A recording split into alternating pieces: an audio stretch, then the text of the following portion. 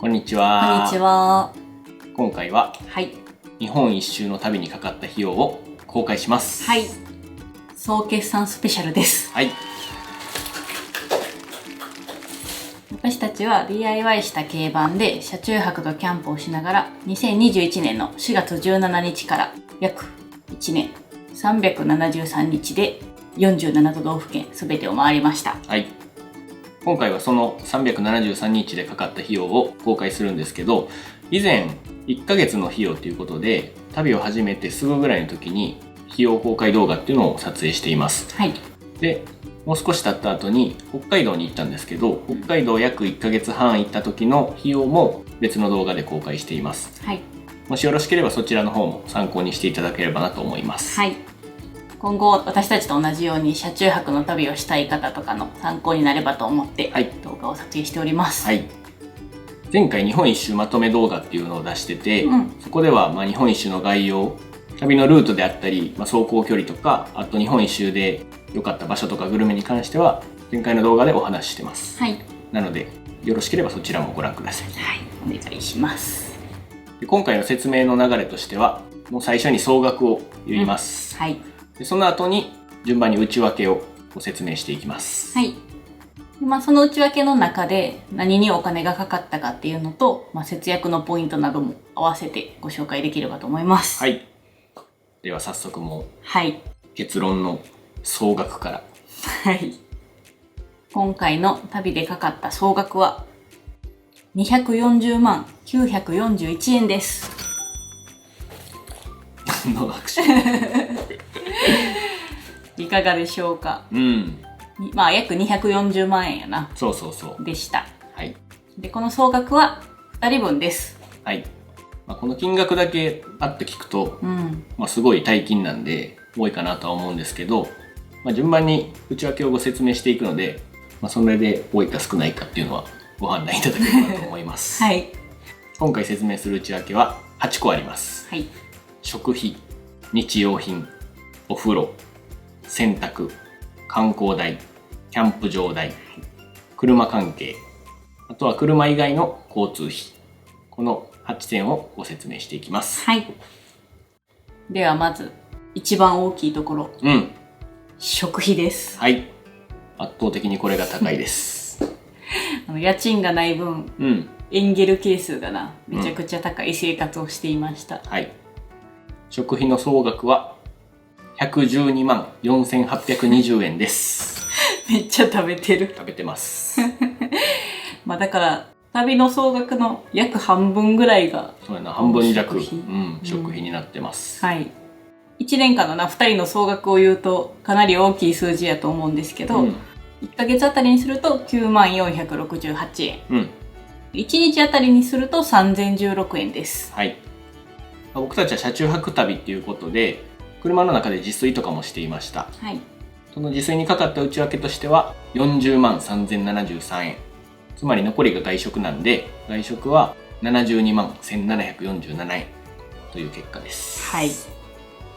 この外食費にはその観光地で食べた食事とかももちろんなんですけど、私たちの場合はその動画編集をしながら旅を続けていたので、動画編集の時に行ったファミレス、ガストとか、マクドナルドとかそういうところのお金も全部外食費に入ってます。はい。結構な頻度でそのガストとかマクドに行ってたので、多分この外食の72万円のうち4分の1とか、それぐらいはもうそういうガストとかでかかったお金になるので、動画編集とかせえへん人に関しては全然これは関係ないお金なんですけど、今回一応入れさせていただいてます。はい。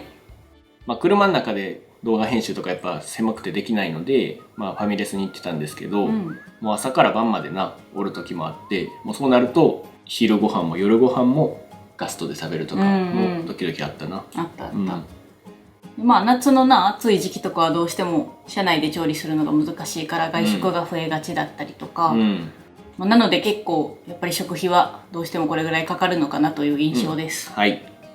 でもやっぱり旅の楽しみの一つにこの観光地での食事っていうのもあったので、あまり節約はしすぎずに、無駄遣いはしてないけど食べたいものは食べてというふうに過ごしておりました。はい。で、特に高かったものを発表したいと思います。高かったものも結構食べてるんですけど、それ全部言ってもキリがないので、2人で1万円を超えた食事だけちょっとだけ参考程度にご紹介します。はい、これが日本一周旅中の中3つありました。1つ目は礼文島で食べたウニです。はい、ウニ丼。北海道の礼文島っていうところでウニを食べたんですけど、このウニ丼が1つだいたい5000円弱ぐらいして、だから2人でそれでもほぼ1万円いっちゃうぐらいな高い食べ物でした。はい。でもせっかく礼文島まで渡ったんで、もうウニ食べようっていうことで食べたんですけど、これはあかりのお母さんがカンパしてくれたんでそのお金で食べました。実質タダで食べれたという、ありがとうウニ丼ですで、あとは山形で食べた山形牛。はい。これは牛すき鍋ってやって、牛鍋みたいな感じかな。そうすき焼きみたいな鍋のやつを食べて、それが2人で1万円ちょっとしました。はい。比較的リーズナブルなお店にこれでも行ったんですけど、それでもやっぱりブランド牛は高かった。結構東北はやっぱ美味しいものが多くて、1万円は超えてないんですけど、仙台で食べた牛タンとか、あとは腹こ飯っていう郷土料理も食べたんですけど、割と美味しいものを結構たくさん食べた印象があります。食べました。最後3つ目、沖縄県の松本さんアグー豚しゃぶしゃぶのお店です。これが一番高かったんかな、旅中。お酒も飲んだからな。12,500円でした。はい。この店はコースしかないんですけど、そのコースが1人5000円ぐらいするんかな。だからお酒とか飲んだらちょっとかかるんですけど、でも食べてみたらもう安いと思うぐらいのクオリティでめちゃくちゃ美味しかったです。美味しかった。あの値段でな、美味しいしゃぶしゃぶが食べれるなら全然いいわっていう感じで満足してます。はい。以上が食費の内訳でした。はい。続いて日用品代。これが109,604円かかりました。はい。これは車生活とか、日常生活普通の生活してても使うものなんですけど、ティッシュとか、ラップとか、そういうのももちろんシャンプーとかな。そう。でも私たちキャンプもするんで、薪とか、その車中泊の車中飯作る時に使ってたガスボンベ、そういうのもこの中に入ってます。はい。1ヶ月あたり8,800円ぐらいか。そんなにこんなもんやな。これは家住んでてもそこまで変わらんかなと。むしろ家住んでた方がなんか必要なもの多い気がする。続いてお風呂代です。はい。お風呂代は137,430円です。はい。車で生活してたんでもちろんお風呂はないんですけど、銭湯に行ったりとか、温泉に行ったりもしていました。はい。ただそれを毎日やっていると結構お金がかかってしまうので、基本的には快活クラブというインターネットカフェ、漫画喫茶のシャワーを使っていました。はい。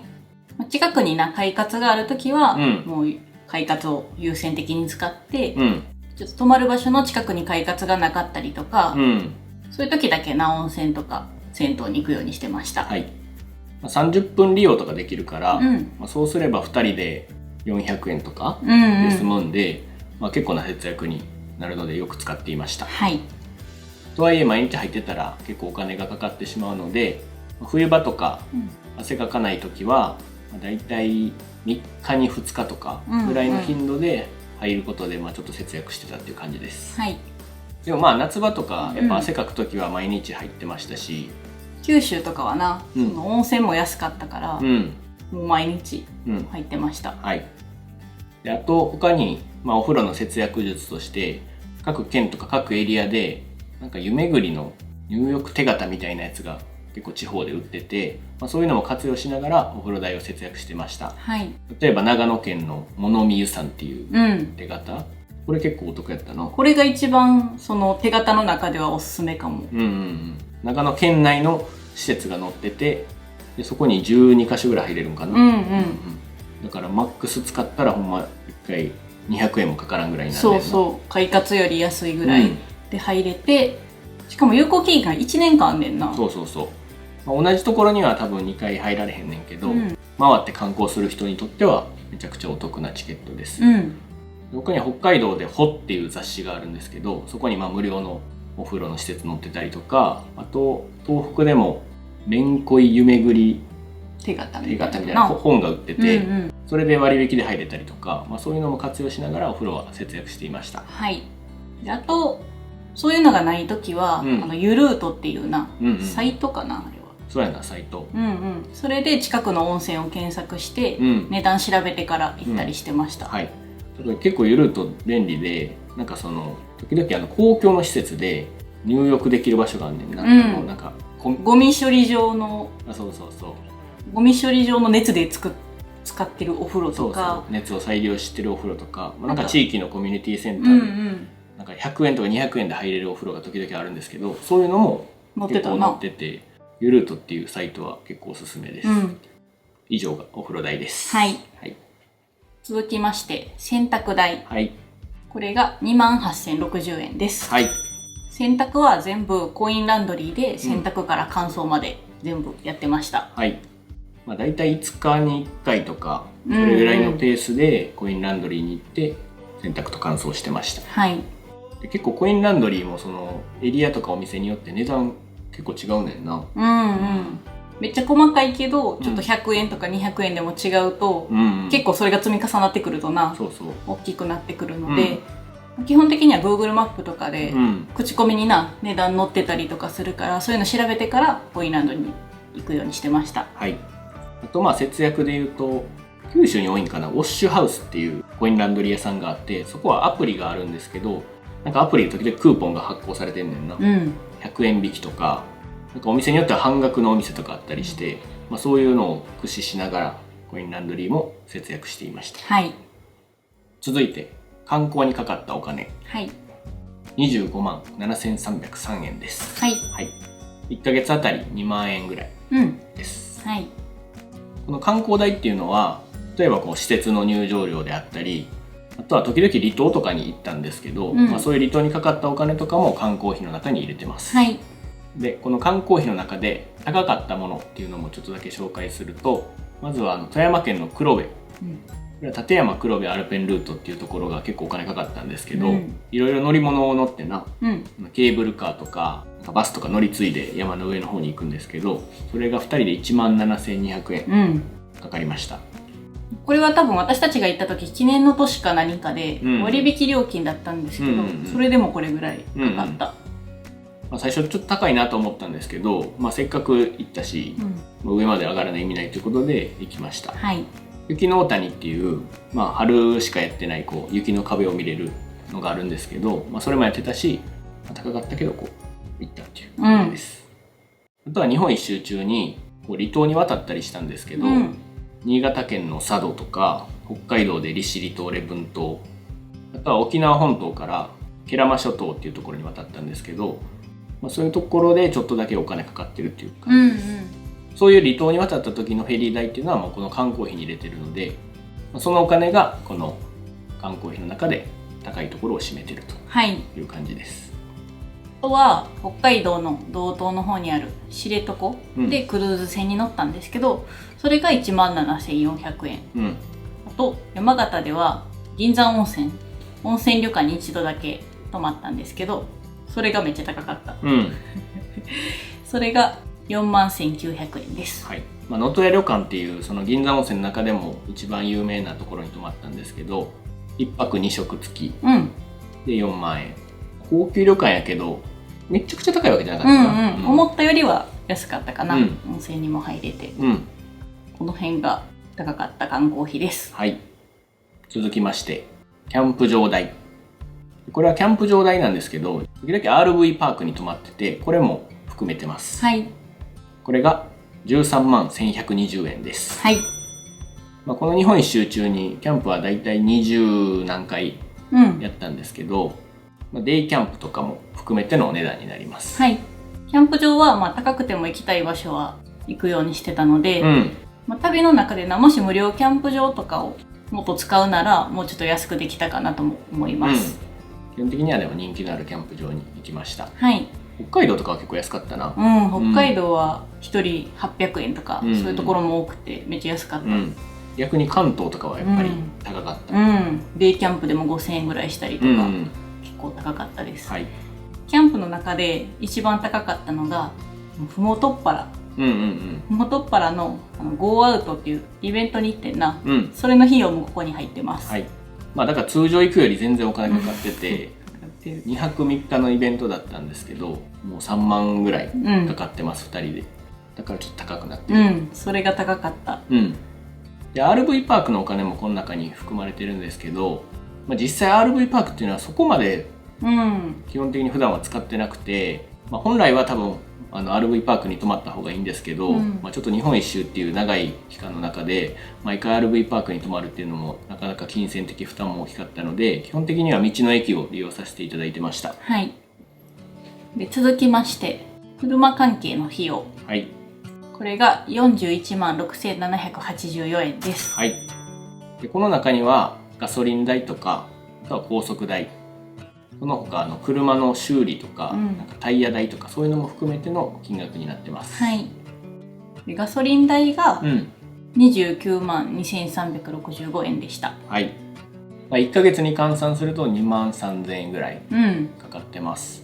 ちなみに僕たちの日本一周旅はだいたい2万5500キロ走ったんですけど、仮にガソリンリッター150円で計算すると約1950リッターぐらい給油したことになるんですけど、軽バンの燃費はリッター13キロぐらいになる。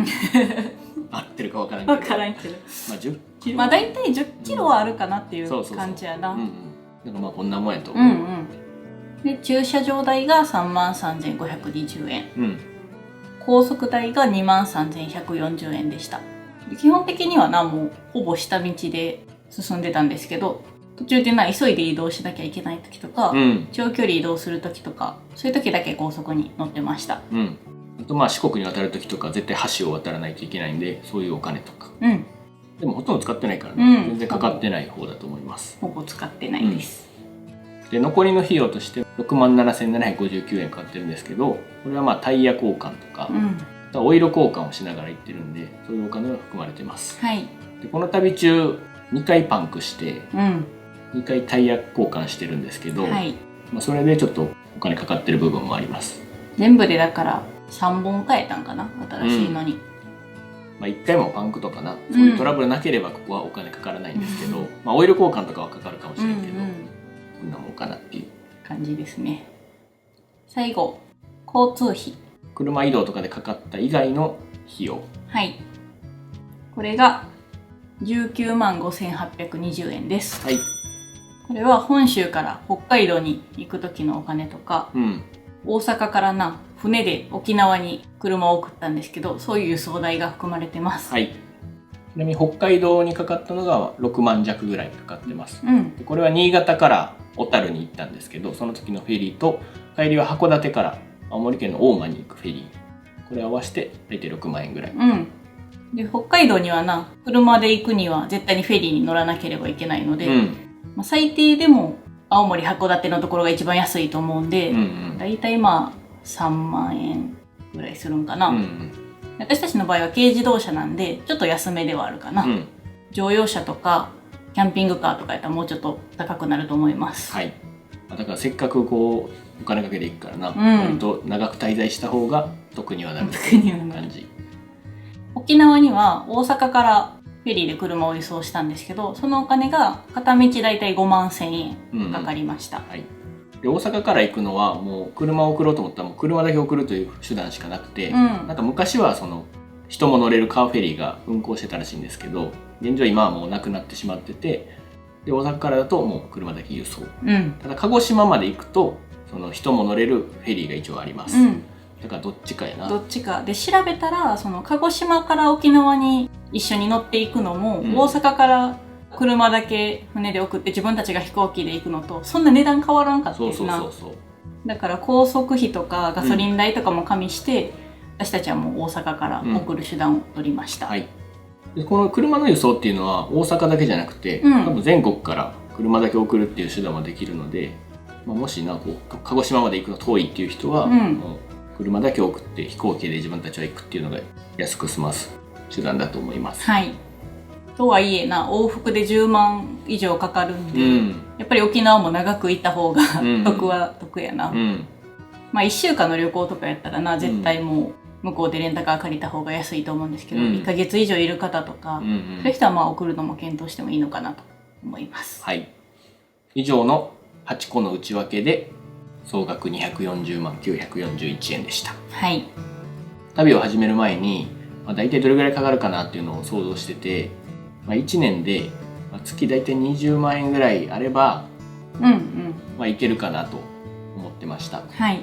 そう考えると240万円からな、1年でちょうど240万なんで、まあ思ってたぐらい。でも思ってたより贅沢な旅をして、これぐらいだったので、はい、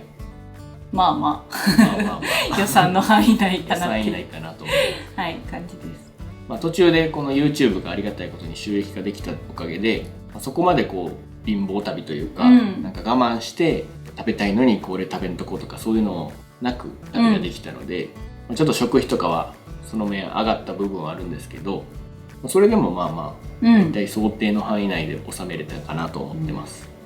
で前回なんか1ヶ月の費用っていうのを公開した時に通信費っていう形で携帯代とかポケット Wi-Fi 代、あとは美容院のお金とかも入れてたんですけど、今回はちょっとそれは除いてます。はい。これは人それぞれちょっと違うので、参考にされる方はご自身のその携帯代とか、美容院どれぐらいいくかなっていうのを参考に踏まえていただければと思います。はい。であとは税金関係とか、保険代、こういうのも除いてます。はい。多分自分の税金とか保険代は調べたら分かることだと思うので、年収ベースとかになるからね、もうほんまにその住民税とかは人それぞれ違うので、そこは今回だから除いてます。はい。というわけで日本一周にかかった費用公開でした。はい。今回こういう動画を作ったんですけど、その理由としては、一つは自分たちが実際こうどれぐらい使ったかっていうのをちゃんと把握しておきたかったっていうのはもちろんあるんですけど、これからもしこういう日本一周旅とか、そこまで行かなくてもどっかに車中泊で行くとか、そういう方のご参考になればと思って公開させていただきました。はい。なかなか家計を公開するみたいでちょっとな赤裸々には語られへんとこもあるんですけど、大体こう規模感というかその金額感っていうのを掴んでいただければ幸いです。はい。私たちとしては240万かかったんですけど、北海道も沖縄も車で行けて、でキャンプとか美味しいものとかもたくさん食べれたので、満足しております。大満足です。はい。240万でこんだけ楽しめたら最高です。最高です。それでは、ご視聴ありがとうございました。ありがとうございました。バイバイ。バイバイ。